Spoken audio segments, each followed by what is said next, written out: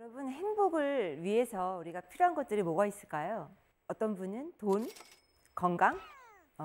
제가 진료실에서 만났을 때 가장 많이 느낀 것은 관계였습니다. 그만큼 우리가 외로움도 많고 또 관계에 의한 상처를 많이 받는다는 것을 알 수 있는데요. 제가 오늘 말씀드릴 것도 역시 관계에 대한 상처에 관련한 이야기입니다.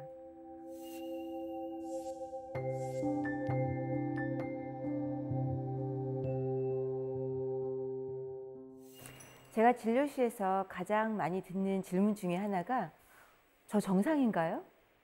저 너무 예민한 거 아닌가요? 였어요.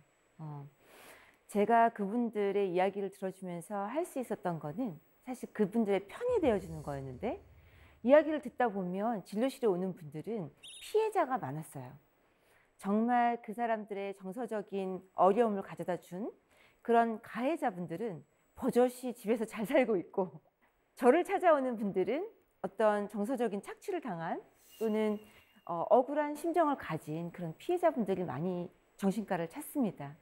그래서 그분들에게 제가 손을 잡아주며 당신이 예민한 게 아니라 정말 그 사람이 너무한 거다. 그 사람 이상하다. 당신이 그렇게 반응할 수밖에 없었던 이유는 그 상대의 문제 때문이다. 그 사람은 선을 넘었고 너의 정서적인 폭력을 가한 것이다. 왜 다른 사람과 똑같지 않으면 그것이 잘못된 거고 예민한 거고 내가 예상하는 반응을 해야 되는 건 아니다. 제가 여기서 말하는 것은 타고났을 때부터 좀 예민하고 감수성이 예민한 분이 아니라 상대방 때문에 내가 예민한 반응을 할 수밖에 없는 분들을 말합니다. 여러분, 코로나 때문에 많이들 예민한 분들 많죠. 마스크를 썼느냐 안 썼느냐, 당신이 왜 마스크를 제대로 쓰지 않냐, 열 측정을 안 하느냐, 이런 것으로 시비가 붙기도 하고요. 또 어떤 분들은 코로나 때문에 집에 있게 되면서 밖에 나가지 못하니까 너무 힘들다는 거예요. 아이들은 집에 있고 재택근무하는 남편 하루 세끼 밥 해주는 주부들도 많이 힘들겠죠. 또 학교 수업도 온라인으로 듣고 또 내가 평상시에 할 수 있었던 일상생활, 예를 들어서 영화를 본다든지 교회를 간다든지 백화점을 간다든지 하는 정말 사소한 일상조차도 제대로 할 수 없는 분들이 한 달, 두 달 지나면서 드디어 폭발하기 시작했어요. 나는 이렇게 해서 스트레스를 풀었는데 이것조차 못하다니 이게 말이 되냐. 왜 평상시에 할 수 있었던 운동조차 내가 못해야 되냐. 그래서 코로나 블루뿐만 아니라 코로나 레드, 즉 화병이 생기기 시작했습니다. 그러면서 집에 있는 분들은 서로에게 공격을 가하기 시작했고, 오래 가족들이 머무는 시간이 많음으로써 갈등이 유발되기도 했죠. 근데 참 이상한 게 있는데요. 제가 기사에서 봤는데 외국의 경우는 코로나 때문에 이혼율이 급증했다고 해요. 싸우느라고. 평상시에는 갈등을 숨기고 낮에는 집에 없다가 밤에만 잠자고 이제 나가니까 크게 대화할 시간도 없어서 싸움에 이르지 않았었는데 갈등이 유발되는 상황들이 많아진 거죠. 자녀는 자녀대로, 남편과 아내는 남편과 아내 부부의 문제로. 그런데 우리나라는 유독 이혼율이 증가하지 않았다고 해요. 그래서 제가 그 기사를 보고 어머, 왜 그럴까? 정신과 의사로서 항상 사회 현상에 저는 귀 기울이고 있기 때문에, 왜냐하면 진료실에 정말 따끈따끈한 문제들을 들고 환자분들이 오시거든요. 고민한 끝에 제가 결론을 얻었습니다. 우리나라는 시댁에 가지 않기 때문에 코로나 때문에 시댁에 더 이상 방문하지 않아도 되기 때문에, 또는 가족 모임이 많이 줄어서 갈등이 유발되지 않는구나 라는 결론을 제가 얻었고요. 이건 여담이지만 코로나 때문에 그동안 관계가 어려웠던 분들은 오히려 좋다고 하는 분도 계세요. 코로나 때문에 살 것 같다. 물론 코로나가 좋은 일은 아니지만 코로나 때문에 마스크 뒤에서 내 표정을 숨길 수 있다. 또 누구에게 내 모습 보여줄 필요 없으니까 화장도 안 해도 되고 내 표정을 감출 수 있다. 또 정말 보기 싫은 사람, 저 사람 정말 회사 가면 꼭 마주쳐야 되는 상사인데 안 만나니까 너무 좋다. 재택근무하니까 살 것 같다. 심지어는 학생들조차도 학교에 가면 친구들 신경 쓰느라 스트레스 받는 10대들은 오히려 온라인 수업이 더 편하다. 디지털 세대니까 너무 편한 거예요. 이렇듯 우리가 얼마나 쓸데없는 곳에 에너지를 많이 낭비하고, 특히 직장인들은 불필요한 미팅이나 회식, 심지어는 출장조차도 하지 않아도 회사가 잘 돌아가는 것을 보면서, 원장님, 저 정말 회사에서 그동안 너무 쓸데없는 에너지 낭비했던 것 같아요. 사람들한테 예민해지고 사람들에게 상처받고 이러면서 얼마나 시간이 많이 흘러간지 모르겠어요. 에너지가 회사 일에 집중돼야 되는데 지금 정말 너무 편해요 라고 이야기하는 분들도 계셨습니다. 정말 코로나가 만들어준 관계의 역설이 아닐 수가 없습니다. 물론 코로나가 주는 관계 단절 때문에 혼자 사는 분들 너무나 외로움이 많죠. 정말 SNS나 전화 외에는 다른 사람을 만나지 못해서 영국에는 외로움 장관이 생기기도 했다고 합니다. 어떻게 하면 독거노인이나 혼자 사시는 1인 가구들의 외로움을 해결해 주는 정책을 마련할까, 이런 것 때문에 선진국에서는 외로움을 해결해 주는 장관이 생길 정도였으니 말 다 했죠. 우리나라도 예외는 아닙니다. 1인 가구가 정말 30% 이상 통계가 나오고 있죠. 여러분, 가족들과 같이 산다고 외로움을 덜 느낄까요? 우리가 식구들이 모여도 저녁을 먹고 나면 각자의 방에 들어가기 쉽죠. TV조차도 요즘에는 유튜브가 대체하고 있고 SNS가 대체하고 있기 때문에 거실에서 온 가족이 채널 싸움을 할 일이 없습니다. 그만큼 가족들이 함께할 시간이 줄어들면서 외로움을 느끼기는 가족이 있는 분들도 마찬가지라는 거죠. 여러분의 관계가 공허하다면 생각해 볼 것들이 여러 가지가 있는데요. 제가 진료실에서 만난 분들은 이런 얘기도 해요. 20년 같이 살면 뭐예요? 이불을 같이 덮고 살아도 제 속마음은 저희 남편 전혀 이해하지 못해요. 여러분이 새벽 2시에 악몽을 꾸거나 몸이 아프거나 너무나 외로움에 눈물을 흘리면서 잠이 깼다고 가정해 봅시다. 만일 그때 내가 소통하는 사람이 없다면 당신의 관계는 굉장히 공허한 것일 겁니다. 관계가 공허한 이유 중에 또 하나는 내 주변에 있는 사람이 과연 나를 진심으로 위하는 사람일까? 그것이 가족이거나 절친이거나 회사 동료거나 심지어는 자녀나 부모조차도 과연 나를 위해서 이야기해 줄 수 있고 이야기를 들어줄 수 있는가를 한번 생각해 보아야 합니다. 물론 저를 찾아오는 분들이 이런 관계에 공허하기 때문에 찾아오는 분들이 많아서 그렇지만 대다수의 분들은 또 이러한 정서적인 쿠션, 제가 이야기하는데요. 가족이 정서적인 쿠션이고요. 또 절친 또는 어떤 싱글 분들은 남사친 각자 한 명 정도는 지금 이 시간 떠오르실 수 있을 거라고 생각이 듭니다. 그러면 여러분, 내 곁에 있는 사람이 과연 당신의 친구인가 적인가를 알아보려면 그들이 하는 말을 귀 기울여 보면 알 수 있습니다. 다이어트에 성공한 제 친구는 어떤 친구가 그랬대요. 너 그렇게 살 빼다가 주름 생겨, 요요 현상 생긴다? 10kg 이상 빼면? 이렇게 상대의 성공이나 상대가 잘 된 일에 대해서 진심으로 기뻐해 주거나 축하해 주기는커녕 좀 깎아내리는 그런 말을 하는 경우들이 있다는 거죠. 상대의 의도와는 상관없이 그런 이야기를 들을 때 우리는 예민해지기 쉬운데요.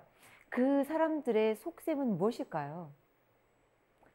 제가 정신과 의사로서 심리를 살펴보면 상대방이 잘 되는 것을 깎아내리면서 자신이 부족한 부분을 합리화하거나 내가 잘 안 된 부분을 감추려고 하는 분들이 주로 그런 반응을 보이기 쉽습니다. 선생님, 저의 감정을 조금 불편하게 만드는 사람들의 특징이 있을까요? 네. 일명 감정 뱀파이어라고 하는데 나를 예민하게 만드는 사람들의 특징이 있어요. 예를 들어서 너를 위해서 하는 얘기야 라고 하는데 결론적으로는 자기 위해서 하는 경우, 또 상대방의 시간이나 심지어는 돈까지도 또 그런 에너지를 마음껏 자기 것인 양 쓰는 어떤 감정적인 착취도 역시 있거든요. 상대방을 진심으로 축하해 주는 것이 아니라 조금 깎아내리는 듯한 하는 행동? 왜 우리 어떤 사람 만나면 왜 기빨리는 듯한 느낌 받는 분들 있잖아요. 그러면 왠지 만나고 나서 돌아오는 길에도 기운이 빠지고 뭔가 기분이 언짢은 네. 이 이상한 불편한 감정은 뭐지? 그래서 다시는 만나기가 좀 꺼려지는 네.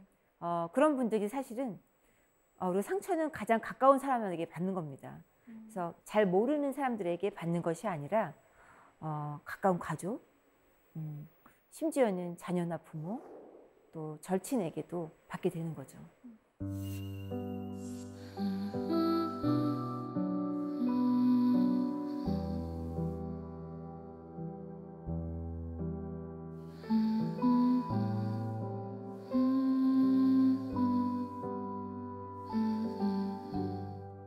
여러분이 예민해질 때는 언제예요?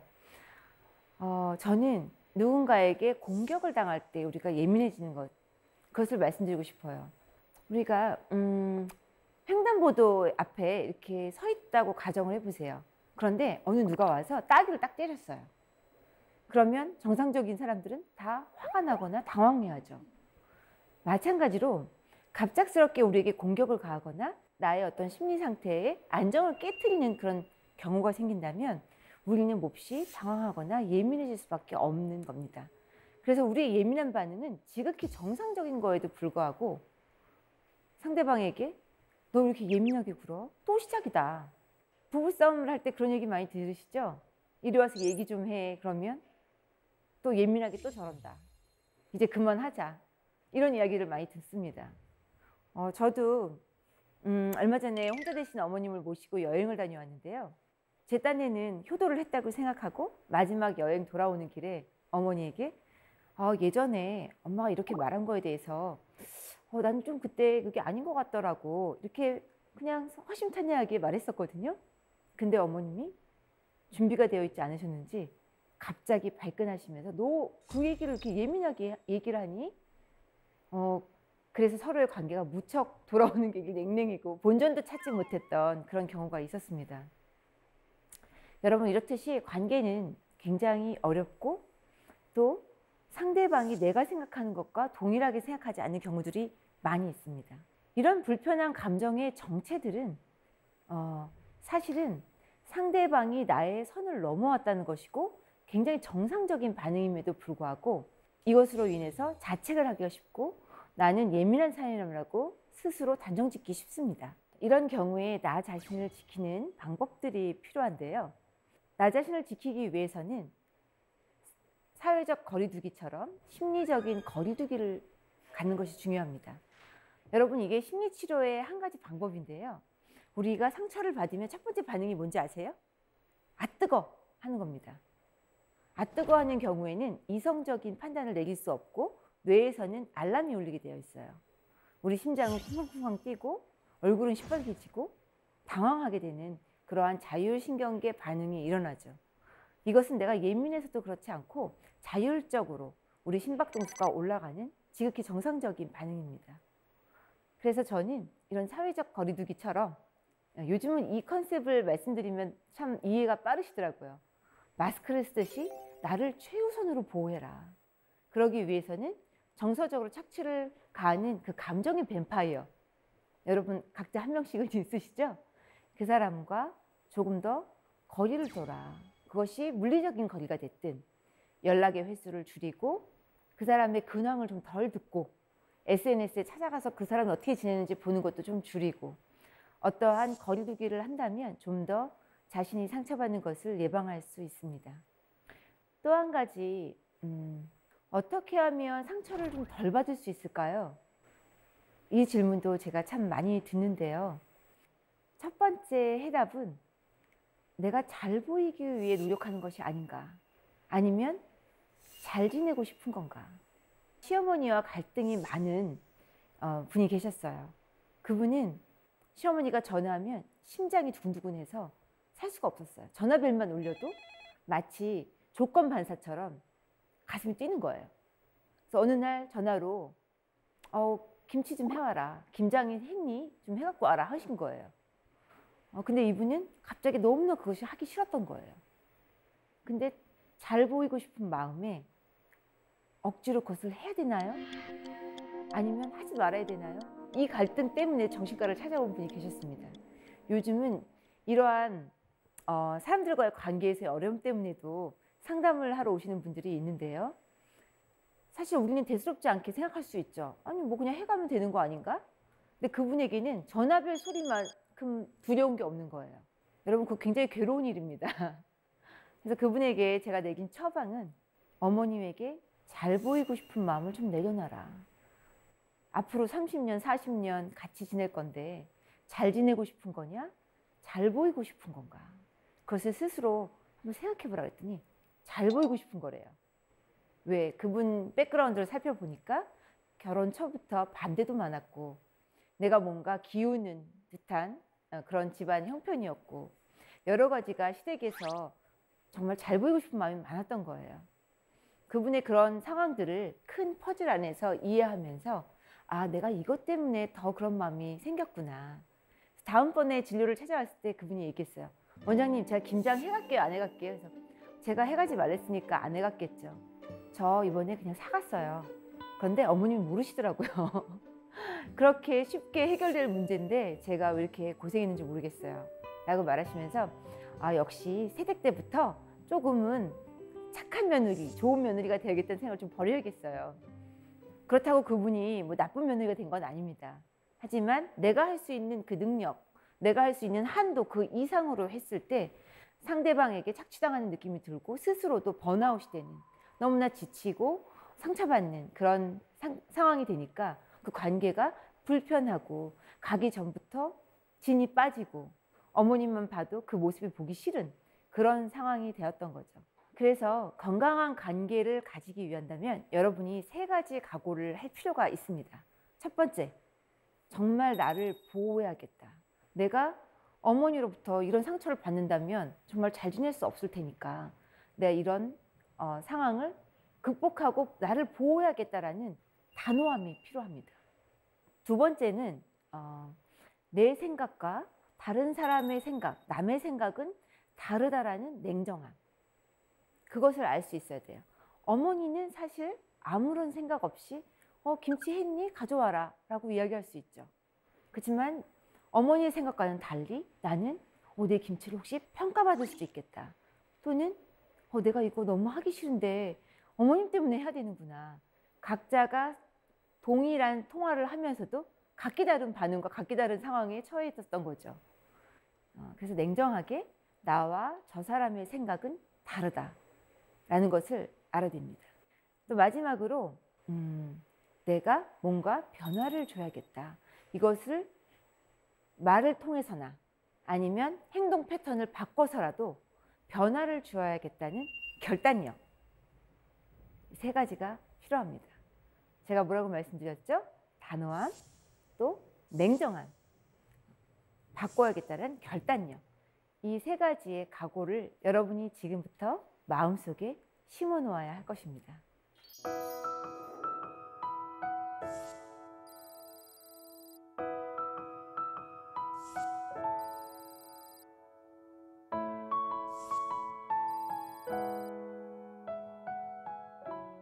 여러분 여기까지 이야기를 들으시고 나를 상처 준 그 사람, 가족 중에 누구 생각나시죠? 근데 그 사람에게 내가 이제 깨달은 거를 가서 이야기해야겠다 라고 섣불리 이야기를 꺼냈다가 오히려 정말 까칠한 반응에 여러분이 더 상처받을까 봐 저는 약간 걱정됩니다. 왜냐하면 심리 상담을 받은 분들도 원장님, 제가 이제 엄마와의 관계를 해결할 수 있을 것 같아요. 당장 오늘 집으로 가서 엄마하고 얘기를 해야겠어요. 그러면 저는 두 손을 꼭 잡고 말합니다. 말리고 싶다. 엄마는 너와 같은 상태가 아니다. 사실 엄마는요, 이 생각을, 이 사건을 1도 생각하지 않을 수 있어요. 나는 어린 시절에 엄마가 언니만 더 위하고 나한테는 차별했던 그 장면이 늘 나를 괴롭혔지만 엄마는 스스로 인식하지 못할 수도 있어요. 그래서 마치 여러분이 과거에 왜 그랬어요? 왜 나한테 그렇게 말했어요? 라고 이야기를 던진다면 분명히 이렇게 답변이 올 겁니다. 그런 적이 있었어? 야, 너는 지금 이어서 그 얘기를 왜 해? 그 얘기 꺼내지 마. 덮고 그냥 지나가자. 기억조차 안 난다는 반응이 대부분일 겁니다. 그래서 여러분의 그런 과거를 들추려고 하는 그런 노력이 오히려 무참히 밟힐 수도 있어요. 그래서 저는 하지만 여러분의 마음을 이해하기 때문에 환자분들에게 그렇게 얘기해요.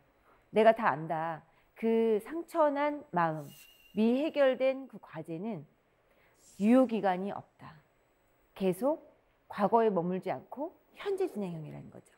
지금까지도 내가 그것이 불편할 때가 있고 나의 자존감에 스크래치를 주고 내가 좀 더 착한 역할을 해야 될 것 같은 그런 마음을 가지게 하고 남들보다 더 잘 보이려고 하고 애쓰려는 그런 마음을 갖게 하고 어떤 분에게는 성공을 위해서 굉장히 자기 본능도 억누르고 성공을 위해서라면 뭐든지 해야 되겠다라는 일 중독에 걸리기도 쉽고 또 다른 중독에 이르기도 쉽게 됩니다. 그만큼 과거의 상처로 인해서 공허하고 자존감이 많이 떨어져 있기 때문이죠. 감정의 찌꺼기가 있다면 여러분 그것이 계속 지속되기 때문에 현재 진행형입니다. 그래서 해결되지 않은 감정에는 유효기간이 없습니다. 그럴 때는 어떻게 해야 할까요? 제가 제안하는 방법은 바로 감정 클리어 리스트를 작성하라는 겁니다. 하루 20분. 우리 자신에게 투자한다면 달라지는 삶의 작은 변화. 하우투 지식 채널.